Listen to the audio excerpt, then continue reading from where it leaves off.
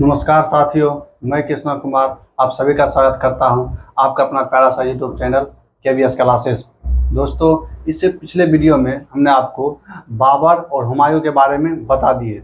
तो आज के इस वीडियो में देखेंगे क्या जी शेरशाह यानी शेरशाह देखेंगे। तो चलिए वीडियो को स्टार्ट करते हैं। तो कहता है क्या चीज़ यानी कि शेरशाह सूरी है। इसका शासनकाल जो है 1540 से 1545 तक रहा। किसका? शेरशाह सूरी का शासनकाल 1540 से 1545 तक रहा। उसके बाद कहते हैं कि सूर यानी सूर साम्राज्य का संस्थापक कौन है? सूर साम्राज्य के संस्थापक अफगान वंशीय शेरशाह सूरी ने किया। यानी कि सूर साम्राज्य का जो संस्थापक है उसका सूर्य साम्राज्य का संस्थापक शेरशाह सूरी है। कौन? शेरशाह सूरी है। और इसका जन्म 1486 ईस्वी में नारनौल नामक स्थान पर कहाँ हुआ? नारनौल नामक स्थान पर इब्राहिम के पुत्र हसन के घर में हुआ। यानी कि ये कहता है कि क्या चीज शेरशाह सूरी का जन्म इसका जन्म जो अपने घर में नहीं हुआ, कहाँ हुआ? दूसरे के यहाँ हुआ। किसके यहाँ हुआ? तो 1486 ईस्वी में कहाँ में हुआ? तो गांव का नाम है क्या चीज? नारनौल नामक स्थान पर। और कहाँ? इब्राहिम के पुत्र यानी कि इब्राहिम के पुत्र हसन के घर, कहाँ? हसन के यहाँ यानी हसन के घर में हुआ। उसके बाद कहता है कि इसके बचपन का नाम, किसके बचपन का नाम? शेरशाह सूरी के बचपन का नाम क्या? शेरशाह सूरी के बचपन का नाम है फरीद खां।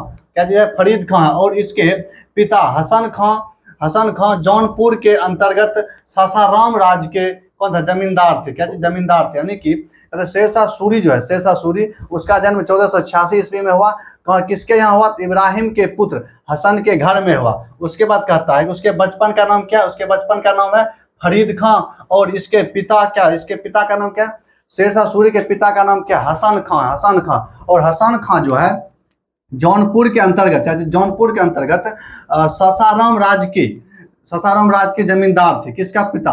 यानी कि शेरशाह सूरी के पिता सासाराम राज्य के जमींदार थे। उसके बाद कहता है कि इसे शेर खां की उपाधि बिहार के अफगान शासक सुल्तान मोहम्मद बहार खां लोहानी के द्वारा दिया गया। यानी किसके द्वारा दिया गया? यानी कि शेरशाह सूरी जो है इसको शेर खां की उपाधि दिया गया। तो किसके द्वारा दिया गया? तो बंगाल का जो बिहार का शासक था, कौन था? बिहार के अफगान शासक सुल्तान, क्या सुल्तान मोहम्मद बहार खां लोहानी के द्वारा दिया गया था। उसके बाद कहता है कि शेरशाह ने बिलग्राम के युद्ध के बाद दिल्ली के गद्दी पर बैठा। यानी कि शेरशाह जो है कहाँ? बिलग्राम के युद्ध के बाद। क्या जी? शेरशाह बिलग्राम के युद्ध के बाद कहाँ बैठा? फिर गद्दी पर बैठा। उसके बाद शेरशाह की मृत्यु कहाँ हुआ? तो कालिंजर के किले को जीतने के दौरान क्या चीज? शेरशाह का जो मृत्यु हुआ वह युद्ध करते समय हुआ। क्या चीज? युद्ध करते समय हुआ। कौन सा युद्ध? तो कहता है कि कालिंजर के किले को जीतने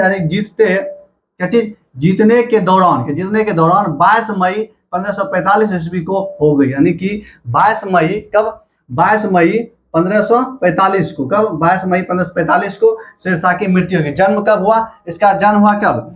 1486 में। और मृत्यु कब हो गया? 1545 में, 22 मई 1545 को। उसके बाद इसके मृत्यु के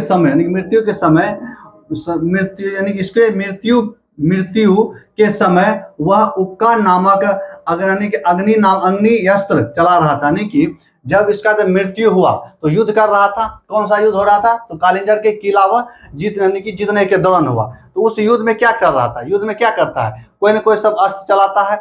तो वही है, कहता है कि कौन सा अस्त्र चला रहा था? उक्का नामक अस्त्र। क्या चीज? उक्का नामक अग्निय अस्त्र चला रहा था। क्या चीज? उक्का नामक अग्निय अस्त्र चला रहा था। और कहता है कि कालिंजर के शासक कौन था? तो कीरत सिंह था। क्या चीज? कीरत सिंह था। उसके बाद और जब यह हार गया, यानी कि कालिंजर के युद्ध में इसका मृत्यु हो गया। उसके बाद कहता है कि इसका उत्तराधिकारी मतलब वही इसके बाद राजा कौन बनेगा वह पहले से तय रहता है। वह कहता है कि शेरशाह का उत्तराधिकारी उसके पुत्र इस्लाम शाह था। क्या इस्लाम शाह था? किसका पुत्र? यानी कि शेरशाह का पुत्र कौन था? इस्लाम शाह था। यानी कि इस्लाम शाह, और इस्लाम शाह ही क्या था? शेरशाह का उत्तराधिकारी था। उसके बाद कहता है इसने क्या चीज? शेरशाह ने जमीन को मापने के लिए 32 अंक वाला 32 अंक वाला सिकंदरी गज एवं सन संडी का उपयोग किया, यानी कि 32 अंक वाला सिकंदरी गज एवं सन संडी का प्रयोग किया। उसके बाद कहता है कि रोहतास, यानी कि रोहतास किला ए कुहान, कहाँ, दिल्ली में किला ए कुहान नामक मस्जिद का निर्माण कर रहा है। यानी कि शेरशाह सूरी जो है कि रोहतासगढ़ किला यानी कि रोहतासगढ़ किला और किला ए कुन्हा, दिल्ली में किला ए कुन्हा नामक मस्जिद का निर्माण करवाया। क्या चीज करवाया? मस्जिद का भी निर्माण करवाया। उसके बाद कहता है कि यह जो है यानी कि शेरशाह सूरी सोने के सिक्के इसको क्या कहते हैं? अफरस के, क्या चीज? अफरफ कहते हैं। क्या चीज? अफरफ। सोने के सिक्कों के सिक्का को क्या कहते हैं? अफरफ। उसके बाद चांदी का सिक्का जो है उसको क्या कहते थे? उसको रुपया। तथा तांबे का सिक्का दाम चलाया, यानी कि यह जो है सोना, चांदी और तांबा तीनों का सिक्का चलाया। सोना के सिक्कों को क्या कहते थे? सोने का जो सिक्का था उसको कहते थे अफरफ। क्या चीज? अफरफ बोलते थे। और चांदी के सिक्के को रुपया तथा तांबे के सिक्के को दाम कहते थे। ठीक, ऐसे दाम देखिए अभी भी दाम चलता है, कहता है कि इसका कितना दाम है। कोई भी सामान लेने के लिए जाता है तो दाम कहता है, वही दाम है, वही क्या चीज? वही उसका दाम, यानी कि तांबे के सिक्के को क्या कहते थे? दाम कहते थे। उसके बाद तांबा के अन्य सिक्का भी चलाया। तो अन्य सिक्के का नाम क्या है? अन्य सिक्के का नाम देखिए क्या है, उसका नाम मैंने क्या कहता है कि पहला कहते हैं अधोला। क्या अधोला है। उसके बाद पावला है। उसके बाद दमकरी और जीतल है। क्या चीज? दमकरी और जीतल है। उसके बाद इसने 1541 ईस्वी में, क्या 1541 ईस्वी में पाटलिपुत्र को पटना एवं जीटी रोड की भी यानी कि मरम्मत करवाया। क्या चीज?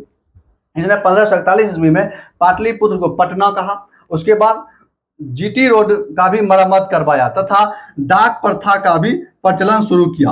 यानी कि इब्राहिम ने शेरशाह 1541 ईस्वी में पाटलिपुत्र को पटना, उसके बाद जीटी रोड का भी मरम्मत करवाया। कौन करवाया? शेरशाह सूरी। और कहता है क्या मरम्मत करवाया और डाक प्रथा का भी प्रचलन स्टार्ट किया। कौन किया?